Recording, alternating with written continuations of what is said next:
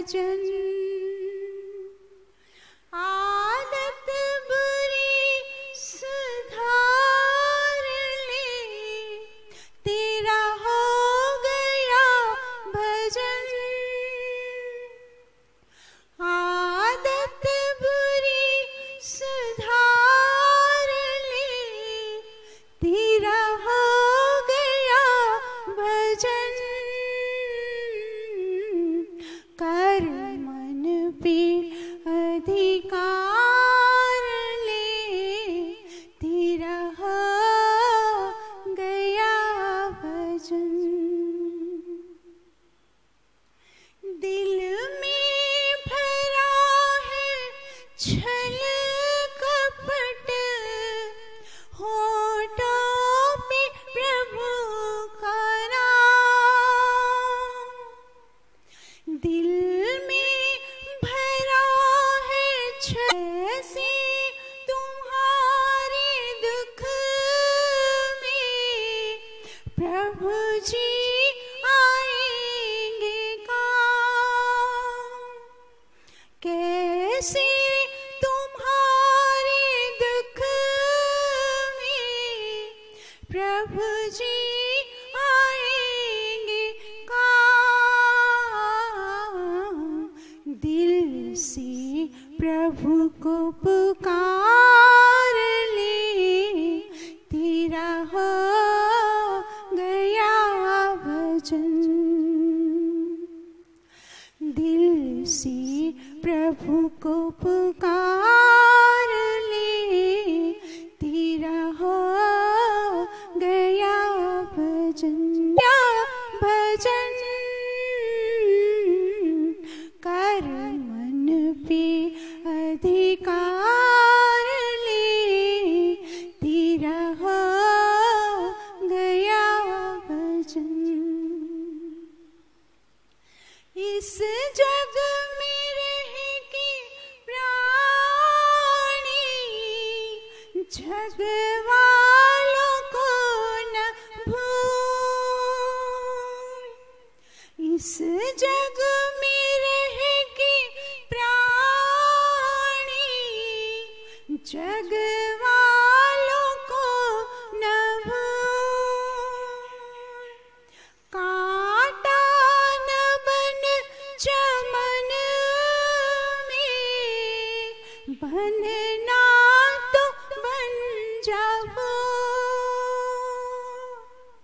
कांटा न बन चमन में, बनना तो बन जाओ। या भजन इसे मन में तू उतार ले, तेरा हो गया भजन।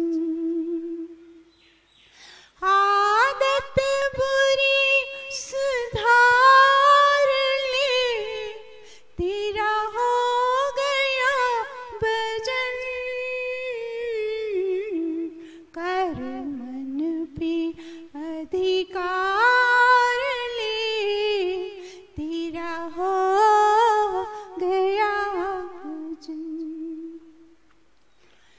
जिस हाल में है प्राणी, उसमें गुजर तू कर। जिस हाल में है प्राणी, उसमें गुजर तू कर। जितना मिला प्रभु से, उसमें सबर तू कर। तू कर इच्छाओं को निवार ले, तेरा हो गया भजन। इच्छाओं को निवार ले, तेरा हो गया भजन। ओ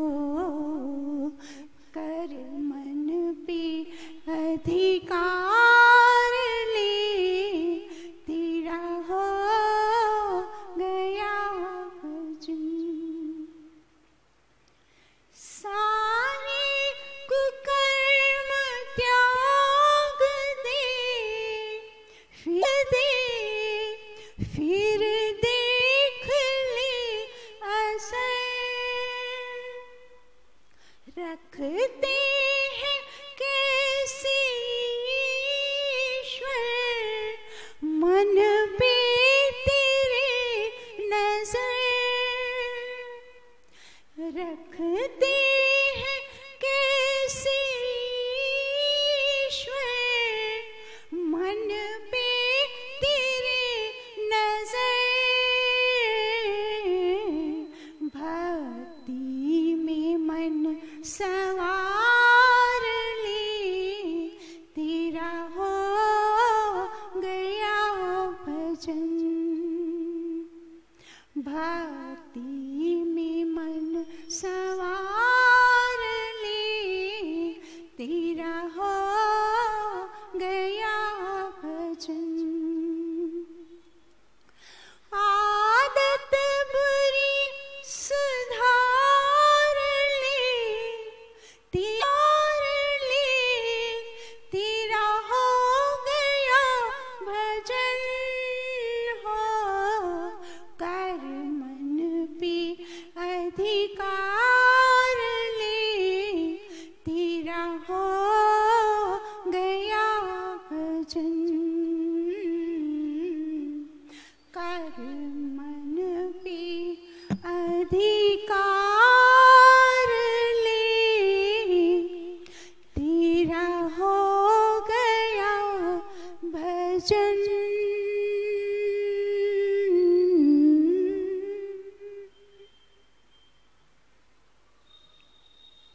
बहुत ही सुंदर भजन। देखिए भजन में हमें क्या बताया जा रहा है, जो वेदों में वेद के तात्पर्य क्या है, तो मन के नियंत्रण का तात्पर्य वो इस भजन में बहुत ही स्पष्टता से, बहुत सुंदरता से क्रम बाय क्रम, वन बाय वन उसको क्रम से बताया है कि मन का नियंत्रण अर्थात क्या, मन का नियंत्रण करें तो उसका तात्पर्य क्या है। तो मन के नियंत्रण का तात्पर्य यह बता दिया कि यह जो मन के अंदर हम आज मनुष्य का जीवन पता है, राग द्वेष ईर्ष्या अभिमान मोह लोभ आदि इन सारी बातों में क्या है, सारा मन भरा पड़ा है। कामनाएं, सांसारिक इच्छाओं कामनाओं में पूरा लबालब भरा पड़ा है।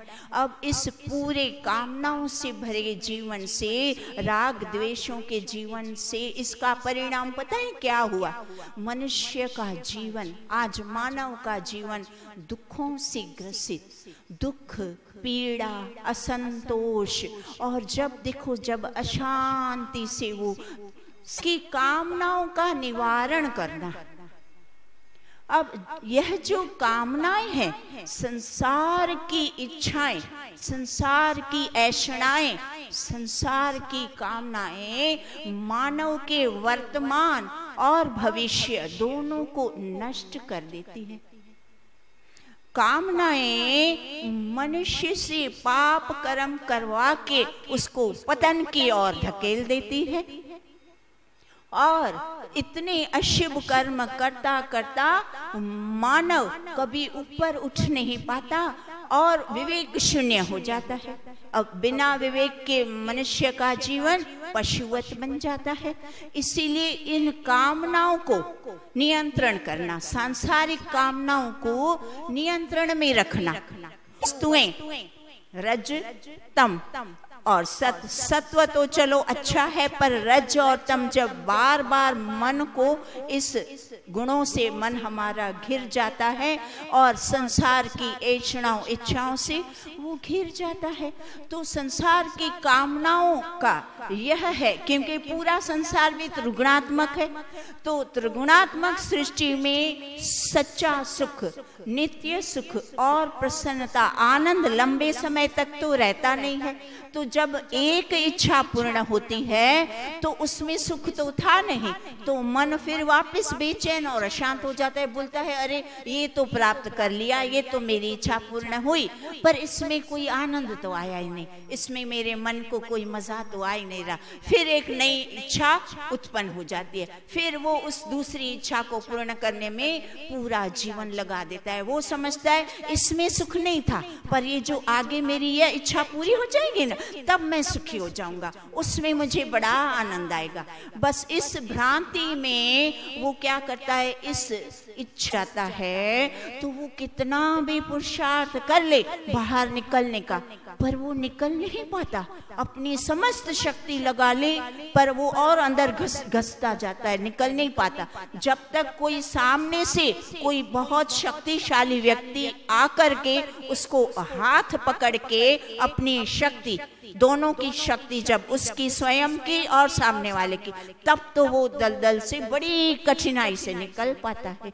तो अगर मनुष्य को भी इस सांसारिक कामनाओं के दलदल से निकलना है तो स्वयं तो पुरुषार्थ लगातार निरंतर करना पड़ेगा, पर प्रभु परमात्मा सर्वशक्तिमान ईश्वर का जब वो हाथ पकड़ेगा तब वो उसकी शक्ति और त्याग देने से ही मानव की आत्मिक शक्ति बढ़ती है, आत्मिक उन्नति होती है और प्रभु परमात्मा से प्रेम होता है।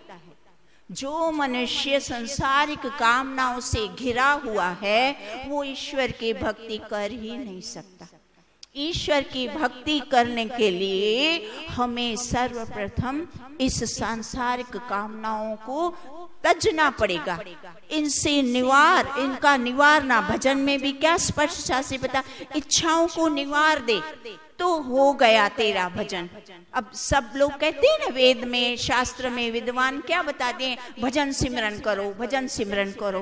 तो यहाँ भजन में वही बात बताई जा रही है कि भजन सिमरन भी तुम्हारा तब अच्छे से हो पाएगा जब तुम अपने मन को शुद्ध रखोगे और सांसारिक कामनाओं से मन को निवृत्त कर दोगे। मन के अंदर से सांसारिक कामनाओं को त्याग दो। तो उसका उपाय क्या है? अब सांसारिक काम उसको त्यागना बड़ा कठिन। क्यों? हमने अभी सुना कि क्योंकि ये पूरा संसार भी त्रिगुणात्मक है, तो त्रिगुणों से बनी हुई सृष्टि, हमारा मन भी त्रिगुणों से बना हुआ और भरा हुआ। अब बताएं, अब इन कामनाओं का उपाय पर असंभव नहीं है, कठिन है उपाय। इसीलिए हमें वेदों को पढ़ने की बात बताई। हमारे वेद शास्त्र क्या है, इस कामनाओं को निवारने के उपाय बताते हैं। जैसे देखो, एक सुंदर दृष्टांत पहले हम सुन ले। हमारे जो ऋषि मुनि हैं, संत महात्मा है, वीर पुरुष है, उन्होंने कभी सांसारिक इच्छाओं को नहीं रखा। उन्होंने अपने अंदर, अपने मन के अंदर सांसारिक इच्छाओं को नष्ट कर दिया। वो मुक्त थे। ऋषि मुनि हमारा स्वस्थ और दीर्घायु और निरोग जीवन था। तो इसीलिए उनका जीवन पता है कैसा था? वो केवल सेवा, स्वाध्याय और परोपकार, ईश्वर भक्ति में अपने मन को लगाए रखते थे। इसीलिए जब मन को आप परोपकार में लगाते हैं, सेवा में लगाते हैं, सुमिरन में लगाते हैं, स्वाध्याय में लगाते हैं, ईश्वर भक्ति से जोड़ लेते हैं, तब फिर मन के पास ना तो समय बचेगा और ना उसके पास कोई ऊर्जा शक्ति बचेगी सांसारिक कामनाओं में पड़ने की। तो सांसारिक कामनाओं से अधिक सशक्त उपाय क्या बता दिया? हमारे ऋषियों के जीवन से हमने क्या सीख लिया कि ईश्वर की भक्ति में रच जाएं, पच जाएं, अपने आप अपने मन को ईश्वर की भक्ति में रंग दें। जब ईश्वर की भक्ति में रंग देते हैं तो हमारे आत्म मानसिक शक्ति भी बढ़ जाती है, मन की ऊर्जा बढ़ेगी और मन ईश्वर भक्ति में जब लिप्त रहेगा, रचा पचा रहेगा ईश्वर भक्ति में, उसको रस आने लगता है। जब अच्छे से अच्छा रस, आप सोचें जैसे हमारे सामने 36 प्रकार के भोजन होते हैं, अनेक प्रकार के नाना, पर हमें जिस चीज में अधिक रस आता है हम उसी चीज को अधिक खाना पसंद करते हैं। फिर हमारे समक्ष चाहे कितने भी नाना प्रकार के व्यंजन होते हैं पर हम उसकी ओर देखते नहीं। हमें जो गुलाब जामुन आदि आदि जो चीज हमें अधिक पसंद आती है हम उसी से अपना काम चलाते हैं, उसी को खा के, और हम तृप्त, अपने आप को तृप्त समझते हैं, अपने आप को सुख समझते हैं, प्रसन्न हो जाते हैं। तो रजोतम तो है पर वो 5% है, 90% तो हमारा मन सत्व से बना है। तो हमारे मन का मूल निज स्वभाव तो सात्विक है। तो जब हम उसको ईश्वर की भक्ति में रंगा देते हैं, ईश्वर भक्ति का चस्का, स्वाद उसको जब लग जाता है, हमें पहले लगाना पड़ता है। जब एक बार उसने चख लिया, उसको रस आने लगा, फिर संसार के कितने भी सुख हैं, जो भी हैं, वो उसकी ओर देखता तक नहीं। ऊपर से उसको वो बेरंग, जरा भी उसमें वो सब बेरंग लगते हैं, उसको उसमें कोई मजा नहीं आता। वो बोलता है नहीं नहीं, इसमें तो मेरा समय नष्ट होता है, मुझे तो जरा पसंद नहीं आता। देखना, जो साधक होते हैं ना, जो जिज्ञासु होते हैं, जो एक बार स्वाध्याय में जिनका मन लग जाए, ईश्वर की उपासना में मन लग जाता है, सेवा में, परोपकार में, सदाचार में जिनको बड़ा आनंद आने लगता है, फिर आप संसार के घर परिवार के लोग, आस के पड़ोस के बहुत सारे लोग बताते हैं चलो चलो इधर मॉल में जाना है, चलो इधर पार्टी करते हैं, हमारी गाड़ी है, बैठ जाओ गाड़ी में। फिर भी मनुष्य क्या बोलता है, ना ना ना, भले गाड़ी है ना, मैं नहीं आता। देखो ये है हमारा मन सात्विक। एक बार चख लिया ना रस, ईश्वर का रस, और ये जो सात्विक बातें हैं शुभ कर्म है, इसीलिए क्या बता दिया, शुभ कर्मों में कामनाओं को निवारण करने का उपाय क्या है, मन को व्यर्थ की बातों से हटा के हमेशा सत्संग, सेवा, स्वाध्याय, सदाचार, परोपकार में व्यस्त रहो। जब वो मन इस तरह से व्यस्त रहेगा तो व्यर्थ की बातों में, व्यर्थ की पार्टियों में, ये दुनिया के दिखावे, मात्र दिखावा, आडंबर के चीजों में फिर उसका मन लगेगा ही नहीं और वो बच जाएगा। इस तरह से हमें अपने मन को कामनाओं से निवारना है, तब हमारा मन कामनाओं से मुक्त हो जाएगा। और इसमें बहुत सरल, हम समय के अनुरूप, समय थोड़ा है तो हम उसके उपाय क्रमवश जल्दी से सुन लेते हैं। तो सांसारिक कामनाओं से मुक्त होने के उपाय, हम प्रथम तो अपने जीवन को ऋषियों के तुल्य बनाएं। जैसा हमारा ऋषियों, शॉपिंगों आदि आदि बेकार के व्यर्थ के व्यवहारों झंझटों में हम ना पड़े, उसमें अपनी ऊर्जा को नष्ट ना करें। फिर ईश्वर की उपासना बढ़ाएं, अधिक समय ईश्वर की उपासना में लगाएं। फिर सत्संग, सेवा, स्वाध्याय में मन लगाने का अधिक प्रयास करें। फिर हमारा प्रत्येक कार्य और विचार अन्यों को सुख पहुंचाने वाला हो। हमारा जितने भी कर्म है, हमारे जितने विचार, जितने भी संकल्प विकल्प, हम जितनी चेष्टाएं करें वो औरों के, अन्य के सुख देने की हो, किसी को भी दुख ना दे, किसी को बाधा। हमने भजन में भी सुना, कांटा नहीं बनना, ये ईश्वर की सुंदर फुलवाड़ी है। ये संसार सबको सहयोग करना, मदद करनी, प्रेम करना और कल्याण, सबके कल्याण के हित का एक भी विचार, हर एक प्रत्येक विचार हमारा अन्यों के कल्याण के लिए, अन्यों को सुख पहुंचाने वाला होना चाहिए। फिर हम ज्ञान का विकास करें, ज्ञान की प्राप्ति के लिए हम पुरुषार्थ करें, परिश्रम करें, क्योंकि जो ज्ञान है वो हमारा परम मित्र है, जो अज्ञान है वो हमारा परम शत्रु है। अज्ञानी मनुष्य कामनाओं से घिर जाएगा, संसार के रागों में रच पच जाएगा, ईश्वर से दूर हो जाएगा। इसीलिए ज्ञान को बढ़ाएं, ज्ञान का विकास करें, ज्ञान से मित्रता, फिर हम अपने भीतर की यात्रा प्रारंभ करें। भीतर की यात्रा का तात्पर्य क्या है? अंतर्मुखी बने। हम जितने बाहर मुखी होंगे, हमारा मन, आत्मा, शरीर, हमारी सारी इंद्रियां सारा समय संसार की ओर जाती है तो उनकी ऊर्जा नष्ट हो जाती है। तो सारी ऊर्जा आत्मा है, वो थोड़ी कठिन, प्रथम तो कठिन लगती है, पर बाद में उसका जो परिणाम है, उसका फल है, वो बहुत ही सुखद, आह्लादक, हमारी आत्मा को उन्नत करने वाला है। इसीलिए हमें क्या उपाय बता दिया कि हमें अंतर्मुखी बनना है। फिर आगे क्या बता दिया? हमारा प्रत्येक विचार शुभ हो, मंगल हो जाए, कल्याणकारी हो जाए। फिर सेवा परोपकार से चित्त को सिद्ध करें। सेवा से मन के अंदर ईर्ष्या, द्वेष, अभिमान नष्ट हो जाता है। आप सोचो, हम जिस व्यक्ति की सेवा करेंगे, जिससे प्रेम करेंगे, जिसका सहयोग सहायता करेंगे, आप सच बताओ, अब हम उसकी हानि पहुंचाने का कोई विचार करेंगे? अभिमान और उसको हानि पहुंचाना, बाधा के विचार लाएंगे और फिर वैसे विचार करके और वैसा ही कर्म करेंगे। या तो फिर अगर आप उस व्यक्ति के लिए प्रेम करेंगे, उसकी सहायता करेंगे, उसको सहयोग करेंगे, तो फिर तो उसकी बाधा बनने का, क्योंकि दोनों विपरीत विचार है।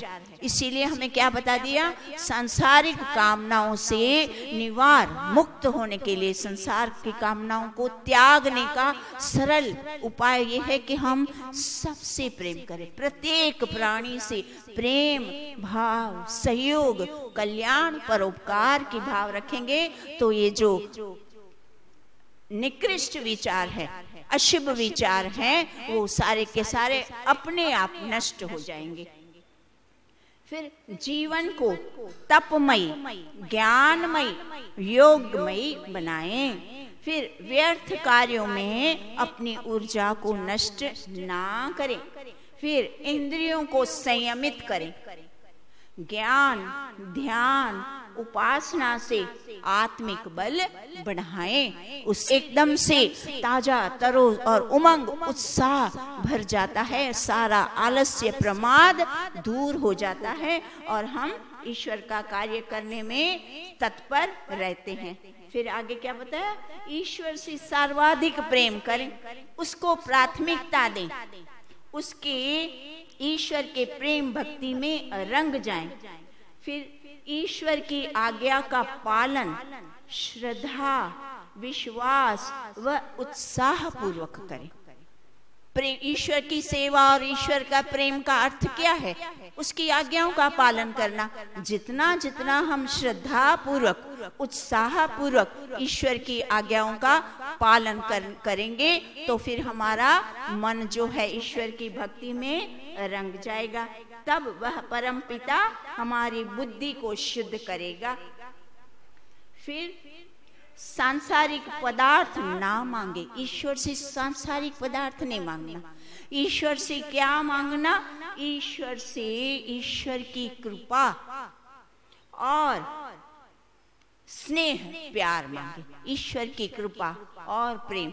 हम क्या समझते हैं? जब मनुष्य इस संसार में कृपा हो गई, मेरे को बहुत अच्छे परिणाम आया, बहुत अच्छा रिजल्ट आया, फिर उसको नौकरी लग गई, तो फिर वो कोई सामने वाला पूछता है तो बोलता है हाँ भगवान की बड़ी कृपा है, मुझे बहुत अच्छी नौकरी लग गई। फिर अच्छी जगह अच्छा उसके पात्र मिल गया, विवाह हो गया, हाँ भगवान की कृपा है मेरा विवाह हो गया, भगवान की कृपा है मेरा अच्छा घर बंगला गाड़ी हो गई।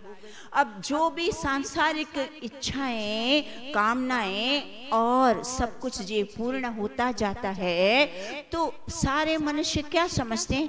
ये भगवान की कृपा है, तो ये भगवान की कृपा हो रही है और मेरे सारे कार्य हो गए, भगवान की कृपा हो रही है। तब हमारे वेद ऋषि मुनि क्या कहते हैं? बोलते हैं ना ना, ये जो तुम्हारे सांसारिक सारी की सारी इच्छाएं पूर्ण हो रही है वो ईश्वर की कृपा नहीं है, ये तुम्हारे पूर्व जन्म के कर्मों का और इस जन्म के परिश्रम पुरुषार्थ का फल है, ये ईश्वर की कृपा नहीं। तो फिर प्रश्न उठता है, तो ईश्वर की कृपा क्या है? तो ईश्वर की कृपा है ईश्वर के साथ प्रेम बढ़ जाए, ईश्वर के ध्यान उपासना में मन जुड़ जाए, ईश्वर के ज्ञान आध्यात्मिक कार्य हमें प्यारे लगने लगे, उसमें रुचि बढ़ जाए और मन जुड़ जाए, तब वो तो कहलाता है ईश्वर की कृपा। सांसारिक इच्छाओं को पूर्ण करना ये ईश्वर की कृपा नहीं। हाँ, वो करना आवश्यक है, अर्थ का अनर्थ नहीं लेना। इसका अर्थ तात्पर्य केवल इतना है कि पूरा समय हमें सांसारिक कामनाओं इच्छाओं को पूर्ण करने में ऊर्जा और समय नहीं नष्ट नहीं करना, थोड़ा बैलेंस बनाना, समन्वय, थोड़ी सी पुरुषार्थ किया, परिश्रम किया और पूर्व जन्म के हमारे अच्छे कर्म थे, उसके हिसाब से हमारा फटाफट सारा कुछ इच्छाएं जो हमारी आवश्यकताएं वो पूर्ण हो जाती है। बस वो उसको ईश्वर की कृपा ना समझे। आप देखना, जितना संसार हमें ईश्वर से दूर कर दिया, जितना मोह माया अधिक, जितने गाड़ी बंगले अधिक, जितना परिवार का सुख अधिक, उतना मनुष्य ईश्वर से दूरी बना लेता है, ईश्वर से दूर हो जाता है। इसीलिए वो ईश्वर की कृपा कतई नहीं है। ईश्वर की कृपा वो है जब हमारा इन सांसारिक रिश्तों से, नातों से, पैसों से, पदार्थों से मोह हट जाए, मन हट जाए, ये फीके लगे और ईश्वर अच्छा लगे, ईश्वर के प्रति प्रेम उत्पन्न हो जाए, सच्चा भाव उत्पन्न हो जाए, भक्ति उत्पन्न हो जाए, श्रद्धा उत्पन्न हो जाए और मन जुड़ जाए। ध्यान करने बैठे, उपासना में बैठे और मन जुड़ गया, पता ही ना चला आधा घंटा कब हुआ, 1 घंटा कब हुआ, 2 घंटे कब हुए, पता ही ना चले। शरीर की सुध बुध सब ईश्वर से मन जुड़ जाए, ये है ईश्वर की कृपा। तो इस तरह से हमें ईश्वर की कृपा प्राप्त करनी है। हमारा मंत्र भी था, आगे का मंत्र था, अग्निमिडे पुरोहितम यज्ञस्य देव। यही आज्ञा देता है, यही संदेश उपदेश देता है कि हे मानव, इस संसार रूपी माया मोह में, इसमें अटक मत जाना, फंस मत जाना। हाँ, इस संसार के अग्नि, ये जो संसार की अग्नि है, संसार के जितने भी सुख हैं, उन सुख से वो सुख प्राप्त करना, पर उनमें लिप्त न होना, निर्लेप बनकर सारे कार्यों को करता हुआ, कर्तव्य कर्मों को करता हुआ निर्लेप बनना। मन को हमेशा उपासना में परमपिता परमेश्वर अग्नि ईश्वर में लगाए रखना। और जब मन के अंदर ये त्रिगुणात्मक मन में जब रज और तम बढ़ जाए, तो जितना ईश्वर से आप सानिध्य बढ़ाएंगे, तो ईश्वर क्या करता है, इस मंत्र में अपने भग से कि निष्काम कर्म करते करते आप हमेशा अपने मन को, अपने चित्त को शुद्ध बनाए रखेंगे। और निरंतर चित्त को शुद्ध बनाना है, क्योंकि निरंतर हमें उपासना में मन लगाना है। तो जब जब मन चित्त अशुद्ध बनेगा, तब उपासना नहीं होगी। इसीलिए हमें निरंतर शुभ कर्म करना, निरंतर सबके लिए सद्भावना, सदाचार, परोपकार करेंगे, तो हमारा जो ये मन है, हमारा चित्त है, निरंतर शुद्ध रहेगा। जब निरंतर शुद्ध रहेगा, तो हमारा ध्यान उपासना भी निरंतर एकदम से बढ़िया, अच्छे प्रकार का श्रेष्ठ उपासना, उत्तम उपासना होगी और हमारा मन ईश्वर में, भक्ति में रंग जाएगा। ओम ध्यौ शांतिरंतरिक्षं शांति, पृथ्वी शांति, रापः शांति, रोषधयः शांति, वनस्पतयः शांतिर्विश्वे देवा शांति, ब्रह्म शांति, सर्वं शांति शांति। सर्वेभ्यो नमः। आप सबका बहुत बहुत धन्यवाद।